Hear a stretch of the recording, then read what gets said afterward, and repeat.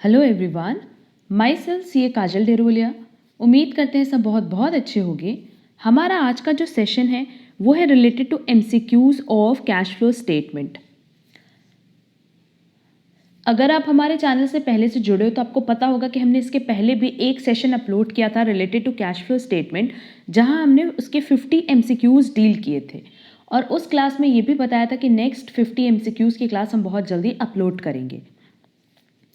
इसके अलावा cash flow statement का हमने पूरा डिटेल कॉन्सेप्ट अपलोड किया है, जो कि हमारे हैंड रिटन नोट्स के साथ है। वो आपको बीकॉम एमकॉम एंट्रेंस में तो हेल्प करेगा ही करेगा, बट आगे आपको बीकॉम एमकॉम रेगुलर कोर्स में भी उतना ही हेल्प करेगा। रीज़न बीइंग ये एक ऐसा चैप्टर है जो कि कॉमन है हर एक लेवल के लिए। तो अगर वो डिटेल कंसेप्ट क्लास पहले अगर आप कर लेते हो तो आपको कहीं पे भी कोई डाउट नहीं रह जाएगा और बहुत ही ईजिली आप एमसीक्यू सेशन कर पाओगे। इसके अलावा हमने एक क्लास उस पर भी अपलोड की है जहां हमने क्लासिफिकेशन किया ऑन वेरियस एक्टिविटीज़। बहुत सारे एग्जाम्पल्स दे के बताएं कौन से ऑपरेटिंग एक्टिविटीज़ का पार्ट है, कौन सा फाइनेंसिंग एंड कौन सा इन्वेस्टिंग एक्टिविटीज़ का। सबकी लिंक आपको हमारे डिस्क्रिप्शन बॉक्स में मिल जाएगी। एंड एमकॉम प्रिपरेशन के लिए हमने ऑलरेडी एक Telegram channel and WhatsApp group भी बनाया हुआ है, उसकी लिंक भी आपको डिस्क्रिप्शन बॉक्स में मिल जाएगी, जो कि आप डाउनलोड कर सकते हो। हमने बहुत सारी प्लेलिस्ट बनाई हुई है related to MCom entrance exam, BHU की प्रिपरेशन के लिए, डीयू की प्रिपरेशन के लिए, सीयूसीईटी की प्रिपरेशन के लिए एंड सो ऑन। हर एक यूनिवर्सिटी की आपको अलग अलग प्लेलिस्ट मिल जाएगी, वहाँ से आप एंट्रेंस से रिलेटेड इंपॉर्टेंट क्लासेस कवर कर सकते हो। जैसे पास्ट ईयर क्वेश्चन पेपर्स हो गए, और भी हमने कई सब्जेक्ट वाइज भी एमसीक्यूज अपलोड किए हैं, तो वो सारे के सारे आप वहाँ से कवर कर सकते हो। तो चलो फिर हम लोग अपना स्टार्ट करते हैं आज का सेशन। इसके अलावा आप लास्ट 50 एमसीक्यूज भी ज़रूर देख लेना। ये 100 एमसीक्यूज बहुत relevant exam point of view से। तो चलो फिर हम लोग स्टार्ट करते हैं अपना आज का session. Cash flow refers to inflows and outflows of. अब देखो, कैश फ्लो की बात करें तो कैश फ्लो में कैश का तो इनफ्लो आउटफ्लो होता ही है, साथ ही साथ कैश इक्विवेलेंट का भी इनफ्लो आउटफ्लो होता है, जिसमें हमने बताया था शॉर्ट टर्म इन्वेस्टमेंट। बेसिकली वो इन्वेस्टमेंट है जो कि मच्योर होती हैं विद इन 3 मंथ्स। तो उसका करेक्ट आंसर क्या हो जाएगा? D, cash and cash equivalent. Next, cash flow statement is prepared for financial planning, long range, medium range, short range और very long range. Correct answer होगा C, short range. हमने ये point concept session में deal किया था कि ये short range के लिए प्लानिंग क्यों है, क्योंकि बेसिकली अगर हम लोग कैश फ्लो स्टेटमेंट की बात करें तो ये एक पर्टिकुलर पीरियड के लिए बनाया जाता है। उस पर्टिकुलर पीरियड में कितना कैश इनफ्लो हुआ, कितना कैश आउटफ्लो हुआ एंड बैलेंस कितना नेट कैश बचा, ये उसकी इन्फॉर्मेशन देता है। तो इस कैश के थ्रू हम शॉर्ट टर्म में, दैट इज, तो इस नेट कैश से बेसिकली हम क्या कर सकते हैं? शॉर्ट रेंज में प्लानिंग कर सकते हैं, क्योंकि ये जो अमाउंट मेरे पास दी रहती है, फिगर मेरे पास दी रहती है, ये एक पर्टिकुलर पीरियड की दी रहती है। क्लियर? तो उसका करेक्ट आंसर क्या हो जाएगा? C, short range. Next, state whether cash deposited in bank will be classified under which kind of activity. अब अगर मान लो हमने बैंक में कैश डिपॉजिट किया तो होगा क्या? हमारा बैंक इंक्रीज हो जाएगा और उतने से ही हमारे पास से कैश डिक्रीज हो जाएगा। तो क्या यहाँ पे कोई भी इनफ्लो आउटफ्लो हुआ? ना तो कैश इनफ्लो हुआ, ना कैश आउटफ्लो हुआ। तो इसका करेक्ट आंसर क्या हो जाएगा? D, no cash flow. Next, which of the following activities does not represent cash flow statement. तो कैश फ्लो स्टेटमेंट में 3 ही एक्टिविटी होती है, operating activity, investing activity, financing activity, है ना? तो इसका करेक्ट आंसर क्या होगा? B, general. ये कोई एक्टिविटी नहीं है। Next, the following items would be classified as operating activities on the statement of cash flows. किसकी बात किया है? ऑपरेटिंग एक्टिविटीज की। Payments for inventory, payment for salaries, cash receive from sale of goods. हमने अपने discussion session में ये चीज़ बताया था कि ऑपरेटिंग एक्टिविटीज़ में हम वो चीज़ें इंक्लूड करते हैं जो हमारे कोर बिजनेस से रिलेटेड होती हैं। जैसे अगर हम कोई गुड्स खरीद रहे हैं, बेच रहे हैं, तो वो किससे रिलेटेड है? हमारे कोर बिजनेस से। जैसे इफ इन केस मान लो मेरा काम है फर्नीचर खरीद करके बेचना, तो फर्नीचर क्या है? मेरा कोर बिजनेस है जिससे हम अर्न करने का सोचे हैं, तो वही क्या होगी? Operating activity. अब इस कोर बिजनेस के लिए हम क्या करेंगे? एम्प्लॉयज़ रखेंगे और एम्प्लॉयज़ को पेमेंट करेंगे, तो नो डाउट वो भी हमारे लिए क्या होगा? Operating activities. तो इसका मतलब फर्स्ट तो ऑपरेटिंग एक्टिविटी है। Payment of loans, payment for taxes, payment for rent, देखो लोन के पेमेंट की रीपेमेंट की बात करें तो ये फाइनेंसिंग एक्टिविटी है। टैक्सेस की पेमेंट की बात करें तो नो डाउट ये ऑपरेटिंग एक्टिविटीज़ हैं, और रेंट की बात करें तो ये भी ऑपरेटिंग एक्टिविटी है। Acquisition of equipment, payment of dividend, revenue. अब देखो एक्विजिशन ऑफ इक्विपमेंट परचेज करना किस तरह की एक्टिविटी है? Investing activity. डिविडेंड पे करना किस तरह की एक्टिविटी है? Financing activity. और revenue operating activity. Last point देख लेते हैं, प्रोसीड्स फ्रॉम बोरोइंग, आपने मार्केट से लोन लिया, वहाँ से आपको पैसा मिल रहा है, तो ये हो गया आपके लिए फाइनेंसिंग एक्टिविटी। अगर आप उस पर डिविडेंड पे कर रहे हो तो वो भी फाइनेंसिंग एक्टिविटी, और आप सप्लाईज परचेज कर रहे हो तो ऑपरेटिंग एक्टिविटी। सप्लाईज परचेज करना मतलब क्या? गुड्स को परचेज करना, और गुड्स परचेज करें तो क्या है? Operating activity. बट देखो क्वेश्चन में हमसे पूछा था कि किसमें सारे के सारे आइटम्स ऑपरेटिंग एक्टिविटीज़ हैं। इन्वेंट्रीज का पेमेंट, ये भी ऑपरेटिंग एक्टिविटी है। एम्प्लॉयज़ को पेमेंट, ये भी ऑपरेटिंग एक्टिविटी है। और गुड्स को कैश पे सेल करना, ये भी ऑपरेटिंग एक्टिविटी है। तो करेक्ट आंसर क्या हो जाएगा? A. Next, which are the following is source of cash. अब देखो कैश का सोर्स पूछा है, मतलब कैश इनफ्लो की बात कर रहा है। फर्स्ट ऑप्शन है कैश डिपॉजिटेड इनटू बैंक। अगर हमने बैंक में कैश डिपॉजिट किया तो सिंपली क्या होगा कि बैंक इंक्रीज होगा और कैश डिक्रीज हो जाएगा। बट देखा जाए तो यहाँ पे किसकी बात हो रही है? कैश की, कि कैश एक बार इंक्रीज होगा, एक बार डिक्रीज होगा। तो क्या यहाँ पे किसी भी तरह का कोई इनफ्लो या आउटफ्लो है? नहीं। कैश विड्रॉन फ्रॉम बैंक, अगर बैंक से कैश विड्रॉ करें तो अगेन कैश बढ़ जाएगा और बैंक घट जाएगा। तो यहाँ पे भी हम लोग किसकी बात करें? कैश एंड कैश इक्विवेलेंट की, कि एक बार वो इंक्रीज होगा, एक बार वो डिक्रीज होगा, बट इसका कैश इनफ्लो आउटफ्लो पे कोई असर नहीं होगा। एंड लास्ट है sale of marketable securities for cash. देखो अब कैश और मार्केटेबल सिक्योरिटीज़, यहाँ पे भी हम किसकी बात करें? कैश एंड कैश इक्विवेलेंट की, कि हमारी जो मार्केटेबल सिक्योरिटीज़ है वो डिक्रीज करेगी पर साथ ही साथ कैश बढ़ जाएगा। तो अगेन यहाँ हम लोग किसकी बात करें? कैश एंड कैश इक्विवेलेंट की, और इसका भी कैश इनफ्लो और आउटफ्लो पे कोई इम्पैक्ट नहीं पड़ेगा। तो हमारे पास ऑप्शन बचा सी, जिसमें लिखा है कि हम गुड्स सेल कर रहे हैं जिसकी कॉस्ट है 10,000 की, पर उसको बेचे कितने पे? 8,000 पे। बट हमें इससे मतलब नहीं होता कैश फ्लो में। कैश फ्लो में हमें इससे मतलब होता है कि अगर हम गुड्स सेल कर रहे हैं तो कैश इनफ्लो होगा। कितने का इनफ्लो होगा? 8,000 का। तो ये 8,000 क्या है? मेरे लिए सोर्स ऑफ कैश। तो करेक्ट आंसर क्या हो जाएगा? C. Next, where will you show purchase of goodwill in a cash flow statement. अब देखो परचेज ऑफ गुडविल क्या है? गुडविल बेसिकली फिक्स्ड असेट है। किस तरह का फिक्स्ड एसेट है? इंटैंजिबल। बट कोई भी फिक्स्ड एसेट जब आप परचेज या सेल करते हो तो वो किस तरह की एक्टिविटी होती है? Investing activity. तो करेक्ट आंसर होगा B. Next, which of the following is cash flow from investing activity. Again investing activity पूछा है, और इन्वेस्टिंग एक्टिविटी मतलब होता है कि आप मार्केट में पैसा कहाँ लगा रहे हो। वैसे फाइनेंसिंग एक्टिविटी मतलब होता है कि आप मार्केट से पैसा कहाँ से रेस कर रहे हो। जैसे इक्विटी शेयर्स आपको पैसा देता है, डिबेंचर्स आपको पैसा देता है। बट अगर इन्वेस्टिंग एक्टिविटी की बात करें तो हमने फिक्स्ड एसेट परचेज किया या इन्वेस्टमेंट परचेज किया, तो हम क्या कर रहे हैं? वहाँ पे इन्वेस्ट कर रहे हैं अपना पैसा। अब क्वेश्चन में हमसे कह रहा है इसमें से कौन सी ऐसी इन्वेस्टिंग एक्टिविटीज़ है जिससे कैश इनफ्लो होगा। अगर हम फिक्स्ड एसेट बेचें या इन्वेस्टमेंट बेचें तो नो डाउट कैश इनफ्लो होगा। और ये किस तरह की एक्टिविटी है? Investing activity. Interest and dividend received, अगर हमें इंटरेस्ट मिला या डिविडेंड मिला तो बेसिकली इंटरेस्ट किस पे मिल रहा होगा? हमने मार्केट में जो इन्वेस्टमेंट की होगी, जैसे मान लो अगर हमने किसी कंपनी के डिबेंचर्स में इन्वेस्ट किया तो वहाँ से हमें क्या मिल रहा होगा? इंटरेस्ट मिल रहा होगा। तो क्योंकि ये इन्वेस्टमेंट पे अर्निंग है तो ये भी क्या होगी? इन्वेस्टिंग एक्टिविटी, और ये भी कैश इनफ्लो होगी।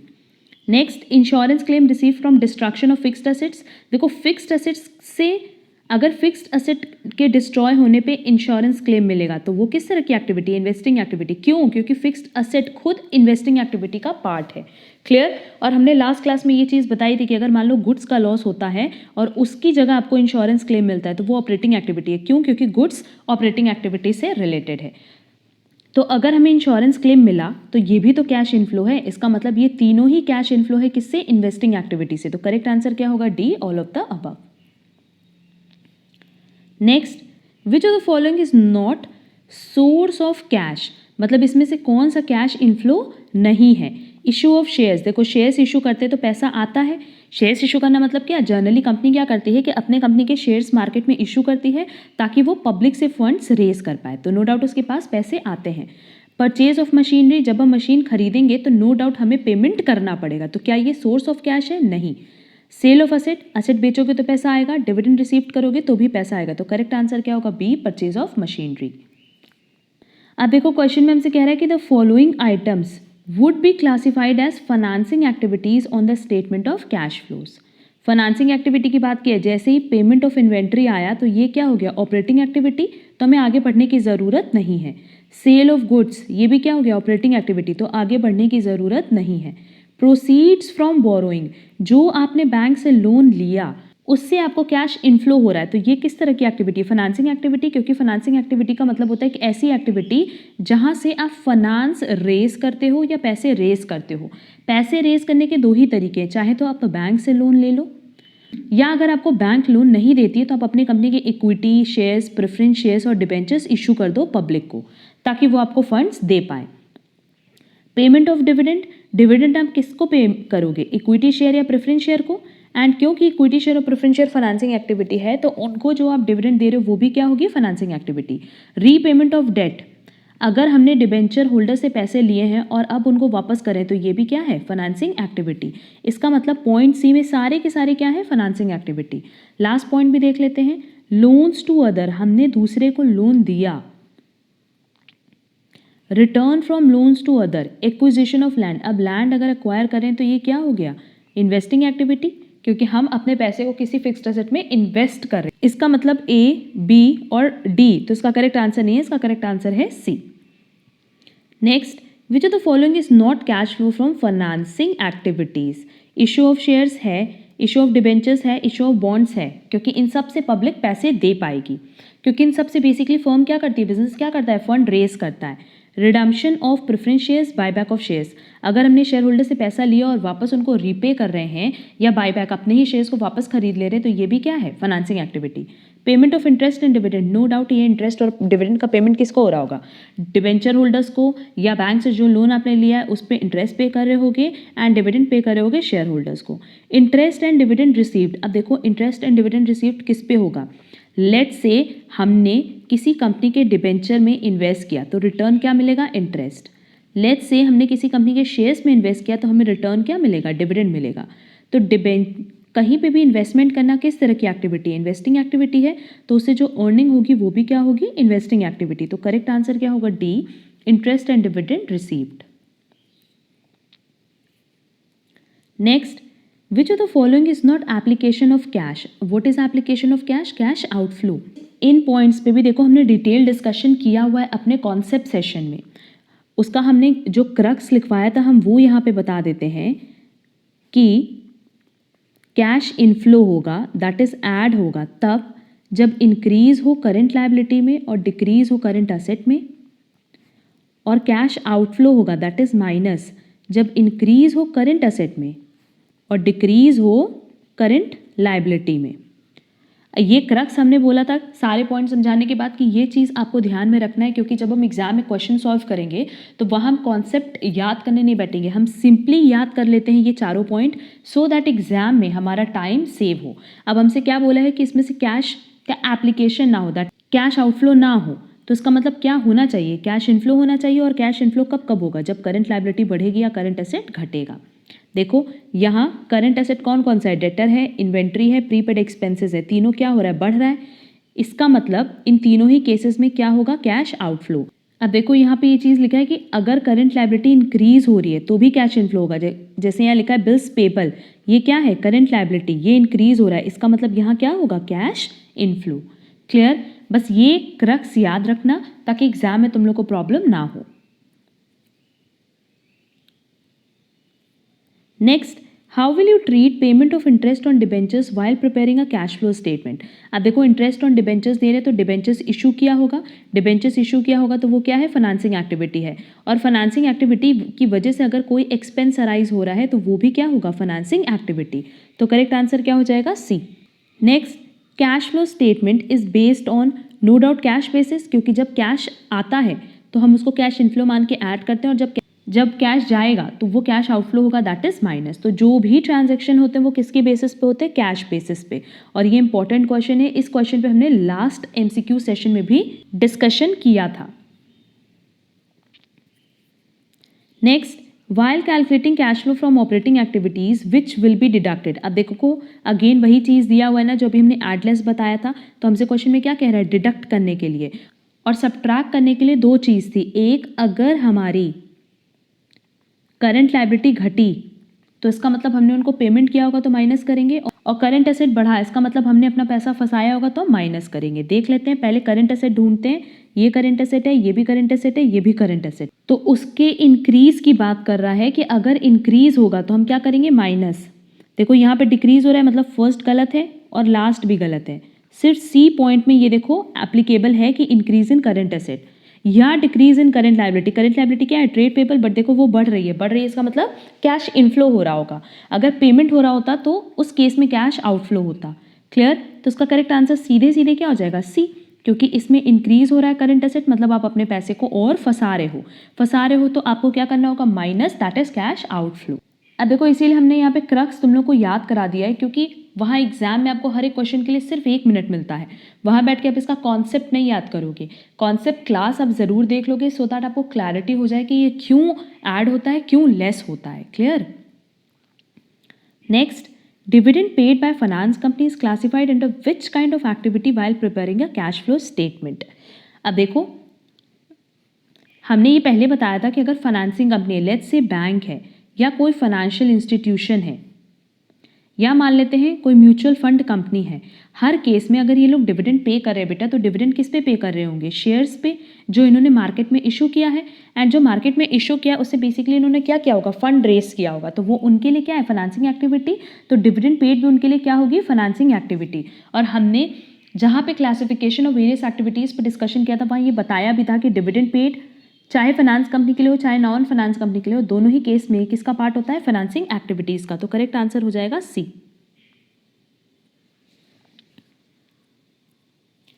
Next, which of the following is not cash and cash equivalent but of is current investment. क्योंकि बाकी सारी चीज़ें देखो, short term deposits in bank, treasury bills, cash, credit, इन सब की मैच्योरिटी विद इन 3 मंथ्स हो जाती है, बट करंट इन्वेस्टमेंट की मैच्योरिटी नहीं होगी, क्योंकि यहाँ सिंपली सिर्फ मेंशन किया करंट इन्वेस्टमेंट, लिखा होना चाहिए था शॉर्ट टर्म इन्वेस्टमेंट, तब हम मानते कि इसकी मैच्योरिटी विद इन 3 मंथ्स होगी। Next, while calculating operating profit which will be added to net profit. अब देखो अगर हमें ऑपरेटिंग प्रॉफिट कैलकुलेट करना है with the help of net profit, तो हम किसकी बात करें, इनडायरेक्ट मेथड की बात करें, क्योंकि बैक कैलकुलेशन है यहाँ पे। तो इनडायरेक्ट मेथड में बेसिकली हम लोग नेट प्रॉफिट में क्या चीज़ें ऐड बैक करते हैं वो भी देख लो। हम लोग ऐड बैक करते हैं 3 चीज़, non cash expenses, non operating expenses, abnormal loss, ये 3 ऐड कर देते हैं, और लेस करने के लिए है non cash income, non operating income and abnormal income. तो क्वेश्चन में हमसे कह रहा है ऐड करने के लिए, तो इन्हीं तीनों में से कोई चीज़ ऐड होगी। पहला है profit on sale of asset, तो ये बेसिकली क्या है, अबनॉर्मल इनकम, ये पहले ऐड हुई होगी, अब क्या करेंगे, लेस करेंगे, तो ये ऑप्शन कट हो गया। नेक्स्ट है इंटरेस्ट रिसीव्ड, ये मेरे पास जो इंटरेस्ट रिसीव्ड है ये नॉन ऑपरेटिंग इनकम है, ये भी पहले ऐड हुई होगी, अब लेस कर देंगे। एंड रिफंड ऑफ टैक्स, ये भी बेसिकली क्या है कि एक तरह की इनकम है, पहले ऐड हुई होगी, अब लेस करेंगे। बट हमारे पास एक ऑप्शन दिया इंक्रीज इन जर्नल रिजर्व। अब देखो जर्नल रिजर्व बेसिकली कहाँ से बनता है, इस नेट प्रॉफिट में से ही बनता है। जैसे अगर कंपनी ने नेट प्रॉफिट अर्न किया है 10,000, तो उसी में से कुछ पोर्शन तो हम अलॉट करते हैं जर्नल रिजर्व में। तो अगर इस 10,000 में से हमने लेट से 5,000 का जर्नल रिजर्व बनाया, तो अभी इस पॉइंट ऑफ टाइम पे हमारे पास नेट प्रॉफिट कितना होगा, 5,000। तो नो डाउट ये भी एक तरह का नॉन कैश आइटम है, तो इसको हम क्या करते हैं, ऐड बैक कर देते हैं, क्योंकि इसमें हमने कहीं पे भी कैश का पेमेंट नहीं किया था, बस क्या किया था कि अपने नेट प्रॉफिट को 2 पार्ट में डिस्ट्रीब्यूट कर दिया था, जिसमें से एक पार्ट नेट प्रॉफिट का था और एक पार्ट जर्नल रिजर्व का था। तो हम इसको वापस से ऐड बैक करेंगे, और क्वेश्चन में हमसे यही पूछा है कि हम इसमें नेट प्रॉफिट में इनमें से क्या चीज़ें ऐड करेंगे, तो इसका करेक्ट आंसर होगा B, increase in general reserves.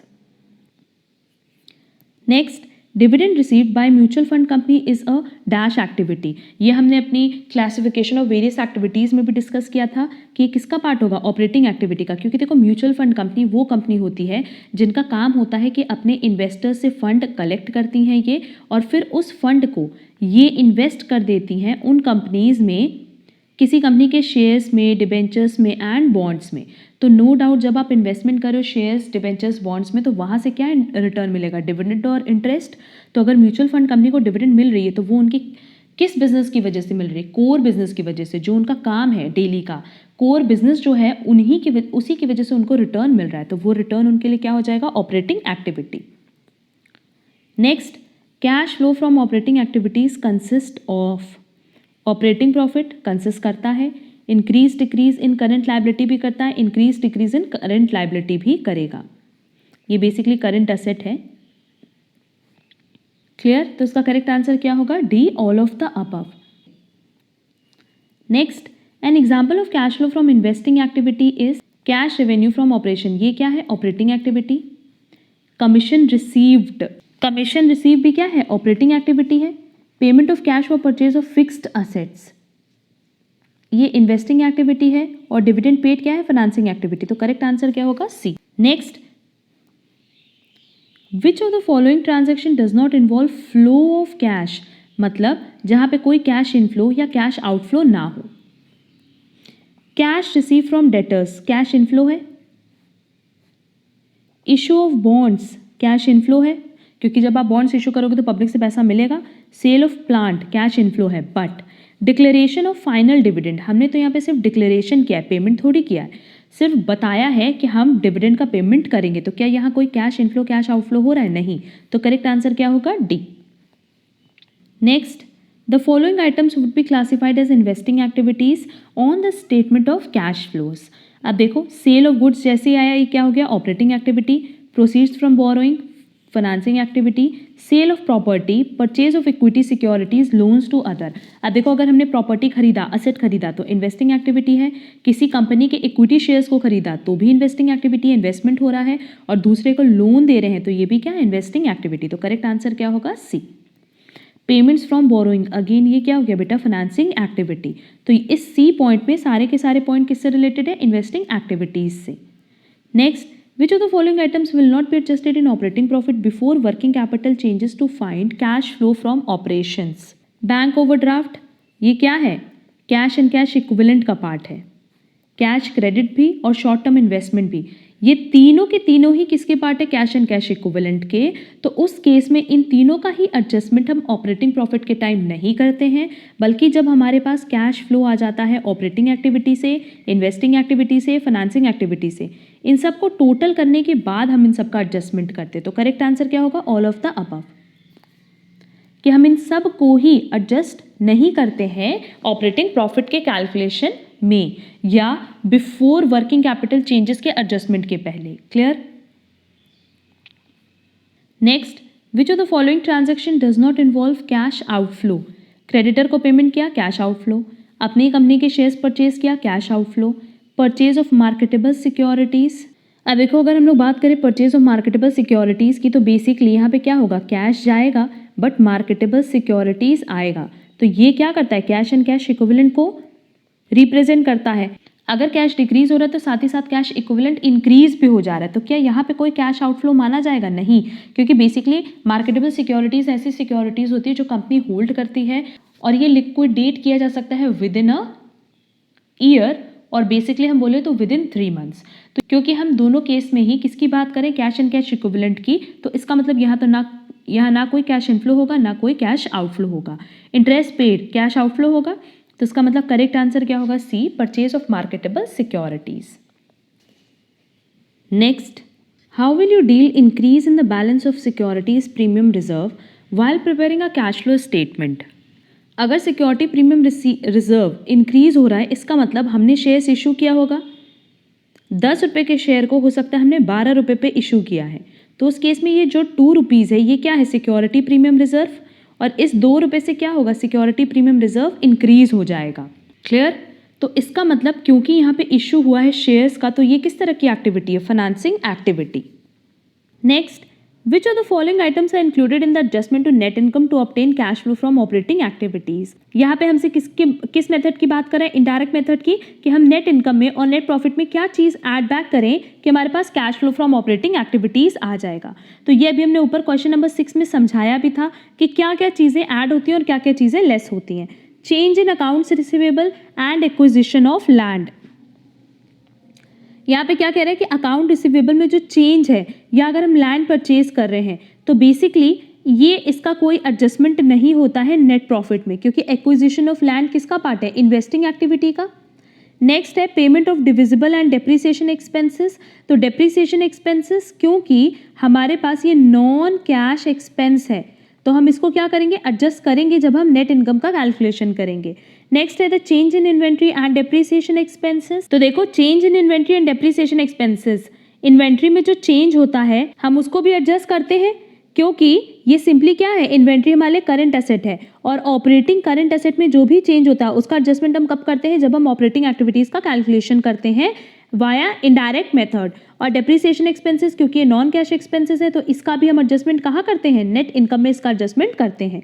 Next the gain from an asset sale and the payment of dividend. अब देखो अगर गेन है तो ये क्या होगा, अब नॉर्मल गेन, तो अब नॉर्मल गेन को तो हम लोग लेस करेंगे किस में से, नेट इनकम में से, बट डिविडेंड की पेमेंट को तो एडजस्ट करने की जरूरत नहीं होती क्योंकि इसमें ऑलरेडी, क्योंकि नेट इनकम में कोई डिविडेंड का एडजस्टमेंट तो होता नहीं है। और डिविडेंड पेड बेसिकली किस तरह की एक्टिविटी है, फाइनेंसिंग एक्टिविटी है। क्लियर, तो डी और ए तो करेक्ट आंसर नहीं होगा। क्लियर, क्योंकि यहाँ अकाउंट रिसीवेबल में जब चेंज होता है तो इसको ऑपरेटिंग करंट एसेट में चेंज मान करके नो डाउट एडजस्टमेंट करते हैं, बट जब हम लैंड परचेज करें तो ये किस तरह की एक्टिविटी, इन्वेस्टिंग एक्टिविटी है जिसका एडजस्टमेंट नेट इनकम में नहीं होता। और सेकंड और थर्ड पॉइंट में देखोगे ना तो डेप्रिसिएशन ऑलरेडी थर्ड पॉइंट में इंक्लूड किया है, तो थर्ड पॉइंट में दैट इज सी पॉइंट में जो दोनों पॉइंट दिया है ये दोनों ही एडजस्ट होता है नेट इनकम में जब हम इनडायरेक्ट मेथड के थ्रू कैलकुलेशन करते हैं cash flow from operating activities का। तो करेक्ट आंसर क्या होगा, C. Next, if the amount of goodwill is 20,000 at the beginning of a year and 24,000 at the end of that year, then while preparing cash flow statement, its effect on cash flow will, अब देखो simply क्या हो रहा है कि goodwill पहले कितना था 20,000 स्टार्टिंग में और एंड में कितना हो गया 24,000। इसका मतलब ड्यूरिंग द ईयर हमने कितने का गुडविल परचेज किया है, 4,000 का गुडविल परचेज किया है। और गुडविल अगर परचेज करें तो ये किस तरह की एक्टिविटी है, इन्वेस्टिंग एक्टिविटी है। क्लियर, और अगर आप परचेज करो तो आपके पास से पैसा जाएगा, दैट इज कैश आउटफ्लो होगा। तो हमारे पास ऑप्शन दिया cash used that is payment from investing activities of 4,000। तो करेक्ट आंसर क्या होगा, ए, क्योंकि इन्वेस्टिंग एक्टिविटी है जहां परचेज ऑफ गुडविल कर रहे हैं तो बेसिकली 4,000 का कैश आउटफ्लो हो रहा है। क्लियर, तो करेक्ट आंसर होगा A. Next, which of the following item is not added in the net profit before tax and extraordinary items to compute operating profit before working capital changes? कह रहे हैं इसमें से कौन सा आइटम ऐसा है जो कि हम net profit before tax and extra ordinary में ऐड नहीं करते हैं जब हमें ऑपरेटिंग प्रॉफिट का कैलकुलेशन करना होता है। गुडविल रिटर्न ऑफ का करते हैं क्योंकि ये नॉन कैश एक्सपेंस है, क्योंकि नॉन कैश आइटम है। कंप्यूटर सॉफ्टवेयर रिटर्न ऑफ ये भी नॉन कैश आइटम है और ट्रेडमार्क रिटर्न ऑफ ये भी नॉन कैश आइटम है। तो इन तीनों का ही जो राइट ऑफ हुआ है उसको हम क्या करते हैं, वापस ऐड बैक करते हैं क्योंकि इसमें एक्चुअल में कोई कैश आउटफ्लो नहीं हुआ है। सिर्फ और सिर्फ हम क्या कर रहे हैं कि अपने एक फिक्स्ड एसेट की जो कि इनटैंजिबल है उसकी हम वैल्यू को डिक्रीज करें, जैसे डेप्रिसिएशन होता है वैसे ये अमोर्टाइजेशन है। बट देखो एक ऑप्शन दिया बैड डेट रिटर्न ऑफ, तो बैड डेट तो बेसिकली बिजनेस से रिलेटेड एक एक्सपेंस है तो इसको तो हम बुक्स में वापस रीएडजस्ट करते नहीं हैं क्योंकि ये एक्चुअली में कैश आइटम है, ये कोई नॉन कैश आइटम तो है नहीं जिसका बैक कैलकुलेशन करोगे। तो करेक्ट आंसर क्या होगा, C, bad debt written off. Which items may be of concern when analyzing cash flow from operating activities? Operating activities की बात कर रहे हैं तो रीपेमेंट ऑफ डेट बेसिकली किस तरह की एक्टिविटी है, फाइनेंसिंग एक्टिविटी, क्योंकि अगर डिबेंचर्स को इशू करना फाइनेंसिंग एक्टिविटी है तो रीपेमेंट भी क्या होगा, फाइनेंसिंग एक्टिविटी। नेक्स्ट, डिविडेंड्स का पेमेंट अगर हम करें that is payment of dividend, तो ये भी किस तरह की एक्टिविटी है, फाइनेंसिंग एक्टिविटी, क्योंकि डिविडेंड हम पे करते हैं शेयर्स पे और शेयर्स इशू किस तरह की एक्टिविटी है, financing activity. Issue of shares देखो अभी हमने बताया कि ये फाइनेंसिंग एक्टिविटी है तो ऑप्शन क्या बचा, सी। और देखो इसमें क्या रहा है, इन्वेंट्रीज इंक्रीज होना, तो current asset that is operating current asset को हम एडजस्ट करते हैं ना, अगर हम कैलकुलेशन करें हैं इनडायरेक्ट मेथड से, अगर हम इनडायरेक्ट मेथड से कैलकुलेशन करें cash flow from operating activities का तो करंट एसेट और करंट लायबिलिटी का हम एडजस्टमेंट करते हैं, तो no doubt current asset increase और डिक्रीज करने पर उसका भी एडजस्टमेंट करते हैं। तो करेक्ट आंसर क्या होगा, C, increasing inventories. Next, if 12% preference share capital of 4 lakh were redeemed at a premium of 10%, while preparing cash flow statements, its effect on cash flow will be, ये 4 लाख है और उसके redemption पे हमें premium कितना देना है, इसका 10% मतलब 20,000। तो ओवरऑल हमारे पास जो कैश आउटफ्लो होगा वो कितने का होगा, 4,20,000 का। और अगर प्रेफरेंस शेयर कैपिटल की बात करें तो इसका इशू या इसका रीपेमेंट फाइनेंसिंग एक्टिविटी है, तो करेक्ट आंसर क्या होगा, सी, cash used that is payment from financial activities 4,20,000. Next, dividend paid by manufacturing company is classified under which kind of activity while preparing cash flow statement. हमने पहले ही बताया कि dividend अगर पे हो रहा है, कोई भी कंपनी पे करे, वो किस तरह की एक्टिविटी होगी, financing activities. Next, transactions pertaining of purchase and sale of securities of a bank are of its dash activities. ये किस तरह की एक्टिविटी है, किसकी बात कर रहा है, सिक्योरिटीज ऑफ अ बैंक। जो बैंक की सिक्योरिटीज खरीदी जा रही है या बेची जा रही है। सिंपली याद रखना कि जो आपके कोर बिजनेस से रिलेटेड है, अगर आप उसको परचेज सेल कर रहे हो तो वो क्या होगा, आपकी ऑपरेटिंग एक्टिविटीज़। तो हम यहाँ पे मान रहे हैं कि ये फाइनेंसिंग कंपनी है, दैट इज़ बैंक, और बैंक अगर अपनी सिक्योरिटीज़ खरीद बेच रहा है तो बेसिकली वो उनके कोर बिजनेस का पार्ट है, तो वो क्या हो जाएगा, ऑपरेटिंग एक्टिविटी।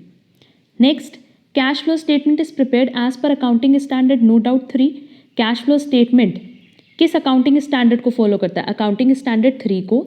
एंड अगर अब हम बात करें तो इसके लिए इंड AS है 7, that is Indian accounting standard 7।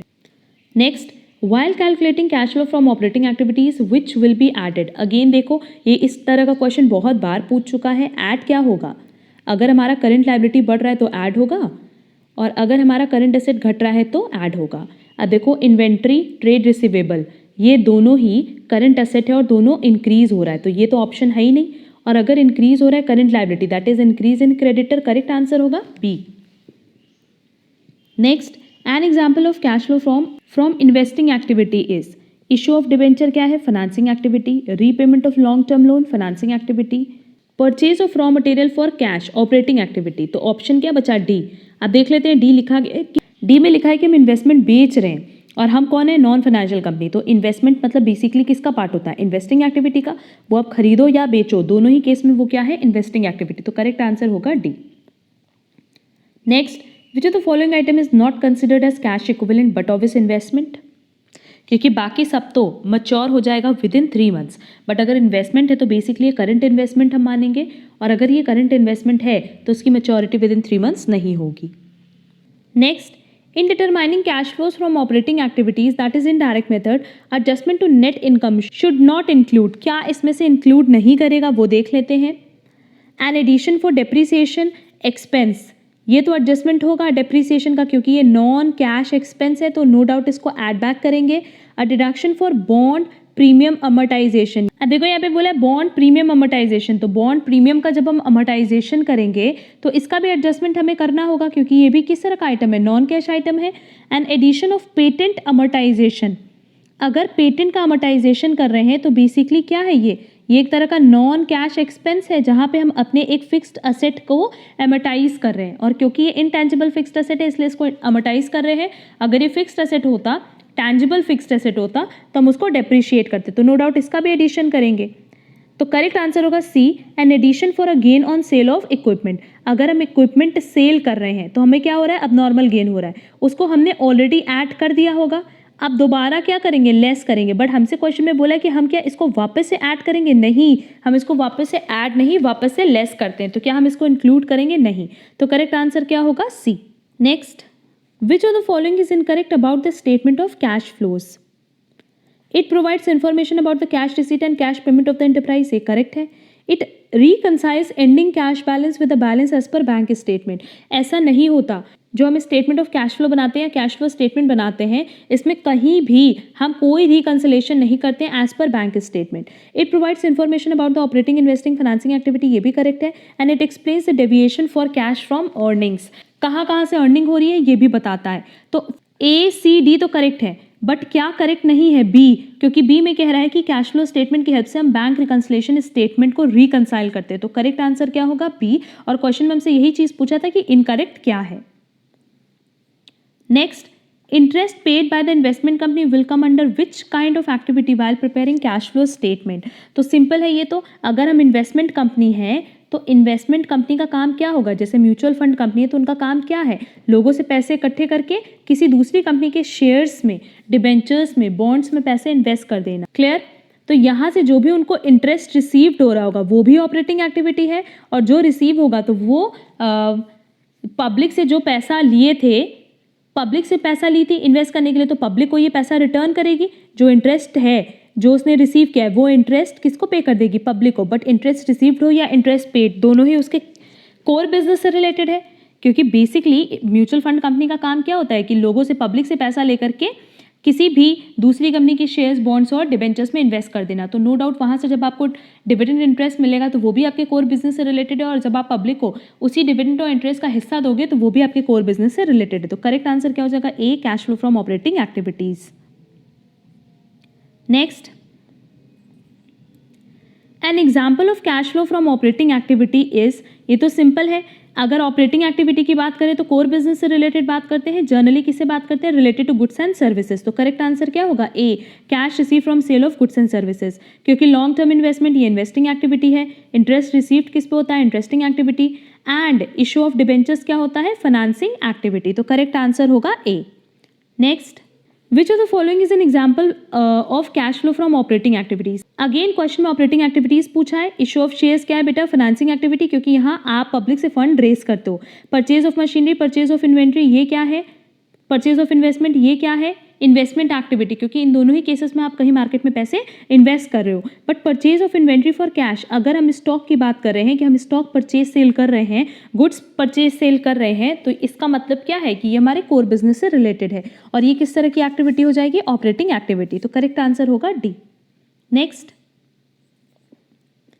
Which of the following is not pertaining to cash flow from investing activities? इसमें यह बताना है कि इनमें से कौन सा इन्वेस्टिंग एक्टिविटी से रिलेटेड नहीं है। और इन्वेस्टिंग एक्टिविटी मतलब हमने पहले भी बताया कि फिक्स्ड एसेट प्लस इन्वेस्टमेंट का परचेज सेल, और इस पे अगर हमें डिविडेंड रिसीव्ड हो रहा है और इंटरेस्ट रिसीव्ड हो रहा है। तो देखो लिखा है purchase and sale of fixed asset, ये इन्वेस्टिंग एक्टिविटी है। Purchase and sale of investment, ये भी इन्वेस्टिंग एक्टिविटी है। And interest and dividend received, ये भी किस तरह की एक्टिविटी है? इन्वेस्टिंग एक्टिविटी, क्योंकि जब आपने कहीं पैसा इन्वेस्ट किया तो वहाँ से आपको डिविडेंड मिलेगा, वहाँ से आपको इंटरेस्ट मिलेगा। But interest and dividend paid, ये बेसिकली किस तरह की एक्टिविटी है? फाइनेंसिंग एक्टिविटी, क्योंकि इंटरेस्ट आप पे करते हो बेसिकली डिबेंचर्स पे, लोन्स पे, एंड डिविडेंड आप पे करते हो equity shares and preference shares को। और ये सारी की सारी एक्टिविटी कौन सी है? Financing activity. तो इस पे जो आपको एक्सपेंस पे करना पड़ रहा है वो भी आपकी फाइनेंसिंग एक्टिविटी का पार्ट होगा। तो इसका करेक्ट आंसर होगा D. Next, cash flow from operating activities will decrease due to, again देखो ये वही क्वेश्चन है जो हमने पहले बताया हुआ है कि इसमें आपको पॉइंट्स लर्न कर लेने हैं, क्योंकि कॉन्सेप्ट समझना ज़रूरी है बट साथ साथ पॉइंट्स लर्न करना भी इक्वली ज़रूरी है। डिक्रीज कब कब होता है? जब डिक्रीज होगा करंट लायबिलिटी में और इंक्रीज होगा करंट एसेट में। क्लियर? तो इन दोनों ही केसेस में हमारा कैश फ्रॉम ऑपरेटिंग एक्टिविटीज़ क्या होगा? डिक्रीज होगा। तो देखो करंट लायबिलिटी डिक्रीज कर रही है और करंट एसेट इंक्रीज कर रहा है, इसका मतलब करेक्ट आंसर क्या होगा? सी, बोथ ए एंड बी। दोनों ही केसेस में हमारी जो ऑपरेटिंग एक्टिविटी से कैश है वो डिक्रीज होगा। Clear? Next, which of the following is not example of cash and cash equivalent? Cash and cash equivalent मतलब जिसकी मैच्योरिटी विद इन 3 मंथ हो। Cash deposited into bank, cash और bank है तो नो डाउट ये cash and cash equivalent का part है। Cash withdrawn from bank, again cash और बैंक की बात हो रही है तो कैश कैश इक्विवेलेंट का पार्ट है। And purchase and sale of short term marketable securities, ये भी क्या है? कैश कैश इक्विवेलेंट का पार्ट, क्योंकि यहाँ पे किसकी बात की है? मार्केटेबल सिक्योरिटीज की। बट जब हम बात करते हैं करंट इन्वेस्टमेंट की तो ये किसका पार्ट होता है? करंट असेट का। और इसको खरीदना और बेचना ये कभी भी कैश एंड कैश इक्विवेलेंट का पार्ट नहीं होता। क्यों? क्योंकि यहाँ पे करंट इन्वेस्टमेंट की अगर बात करें तो ये इसकी मैच्योरिटी विद इन 1 ईयर हो सकती है बट विद इन 3 मंथ्स नहीं होगी। तो करेक्ट आंसर क्या होगा? C. Next, which of the following is considered as cash equivalent? Cash equivalent क्या है? बैंक ओडी भी है, कमर्शियल पेपर्स भी है, ट्रेजरी बिल्स भी है। तो करेक्ट आंसर क्या होगा? All of the above. Next, which of the following items will not be added in net profit while computing cash from operating activities? Again हम किस मेथड की बात करें बेटा? इनडायरेक्ट मेथड की बात कर रहे हैं। और इनडायरेक्ट मेथड में अगर हम कैलकुलेशन करते हैं इनडायरेक्ट मेथड की हेल्प से तो नेट प्रॉफिट में हम 3 चीज़ ऐड करते हैं। नॉन कैश एक्सपेंस ऐड करते हैं, नॉन ऑपरेटिंग एक्सपेंस ऐड करते हैं, अब नॉर्मल लॉस ऐड करते हैं। तो देखो हमारे पास जो ऑप्शन दिया है वो बेसिकली इससे रिलेटेड नहीं दिया है। देखो हमारे पास जो ऑप्शन दिया है सबसे पहले करंट एसेट और करंट लायबिलिटी का भी दिया है तो सिंपली एडेड बोला है। तो करंट एसेट अगर डिक्रीज कर रहा है तो ऐड करेंगे और करंट लायबिलिटी अगर इंक्रीज कर रहा है तो ऐड करेंगे। देखो करंट एसेट में स्टॉक दिया है, ट्रेड रिसीवेबल दिया और दोनों ही डिक्रीज हो रहा है, इसका मतलब इन दोनों को ही ऐड करेंगे। और करंट लायबिलिटी में बिल रिसीवेबल दिया है जो कि इंक्रीज हो रहा है तो इसको भी ऐड करेंगे। और क्वेश्चन में हमसे कह रहा है कि विल नॉट बी एडेड, तो करेक्ट, तो इसका करेक्ट आंसर क्या होगा? C, decrease in journalism. But देखो यहाँ पे क्या बोला है? Decrease in journalism. अभी हमने ऊपर भी बताया था कि लेट्स से अगर हमारे पास नेट प्रॉफिट है 10,000 का और हमने बोला कि इस साल हम इसमें से 5,000 निकाल करके कहाँ डाल दे रहे हैं? जर्नलिज्म में। तो जर्नलिज्म इंक्रीज हो रहा है तो जब इनडायरेक्ट मेथड का कैलकुलेशन करते हैं तो वापस से इसको ऐड बैक करके इस अमाउंट को 10,000 बना देते हैं। बट क्वेश्चन में देखो जनरल रिजर्व इंक्रीज नहीं हो रहा, डिक्रीज हो रहा है। तो क्या आप इसको ऐड करोगे? नहीं, आप इसको क्या करोगे? लेस करोगे। तो करेक्ट आंसर क्या होगा? C, decrease in general reserve. Clear? Next, which of the following is the operating activities for a finance company? Purchase of investment, dividend received, interest paid on loan, all of the above. अब finance company में ले लेते हैं, example ले लेते हैं finance company में कि हम बात कर रहे हैं म्यूचुअल फंड कंपनी की। तो म्यूचुअल फंड कंपनी क्या करेगी? इन्वेस्टमेंट परचेज करती है, डिविडेंड भी रिसीव करती है, और जो भी लोन उसने मार्केट में लिया उससे उस पर वो इंटरेस्ट पे करती है। क्योंकि फाइनेंस कंपनी का बेसिकली काम क्या होता है? वो कंपनी जो कैश में या कह लो मनी में डीलिंग करती है। क्लियर? तो इसका मतलब ये तीनों ही उसके लिए क्या होगा? Operating activity. तो करेक्ट आंसर क्या होगा? D, all of the above. क्योंकि यहाँ पे बेसिकली ये सारी की सारी एक्टिविटीज किससे रिलेटेड है? उसके कोर बिजनेस से रिलेटेड है। Next, if a machine whose original cost is rupees 40,000 having accumulated depreciation rupees 12,000 were sold for rupees 34,000, then while preparing cash flow statement its effect on cash flow will be। अब देखो question में बोला है कि original cost कितनी है? 40,000, पर already उस पर डेप्रिसिएशन कितना लग चुका है? 12,000 का। तो इसका मतलब जो उसकी बुक वैल्यू बची है वो कितनी बची है? 40,000 माइनस 12,000, दैट इज 38,000। और हमने उसको सेल कितने पे किया है? 34,000 पे। तो नो डाउट ये 34,000 क्या है? इन्वेस्टिंग एक्टिविटी है। और हमें कैश फ्लो में सिर्फ ये देखना होता है कि कब पैसा आया और कब पैसा गया। तो इस 34,000 का कैश इनफ्लो होगा, और ये कैश इनफ्लो किस तरह की एक्टिविटी है? Investing activity. तो इसका करेक्ट आंसर होगा C, cash flow from investing activity, that is of rupees 34,000। Clear?